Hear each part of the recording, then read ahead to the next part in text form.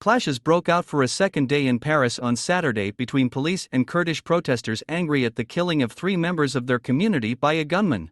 Cars were overturned, at least one vehicle was burned, shop windows were damaged and small fires set alight near Republic Square, a traditional venue for demonstrations where Kurds earlier held a peaceful protest. Paris Police Chief Laurent Nunez said there had been a sudden violent turn in the protest, but it was not yet clear why. Speaking on news channel BFM TV, Nunez said a few dozen protesters were responsible for the violence, adding there had been 11 arrests and around 30 minor injuries. As some demonstrators left the square, they threw projectiles at police who responded with tear gas. Skirmishes continued for around 2 hours before the protesters dispersed. A gunman carried out the killings at a Kurdish cultural center and nearby cafe on Friday in a busy part of Paris' 10th district, stunning a community preparing to commemorate the 10th anniversary of the unresolved murder of 3 activists. Police arrested a 69-year-old man who the authorities said had recently been freed from detention while awaiting trial for a saber attack on a migrant camp in Paris a year ago.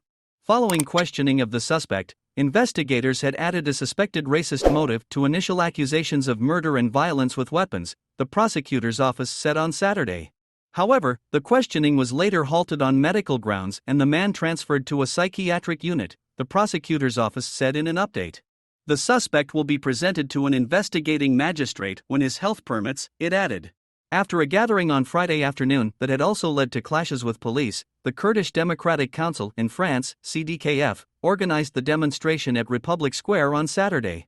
Hundreds of Kurdish protesters, joined by politicians including the mayor of Paris' 10th district, waved flags and listened to tributes to the victims.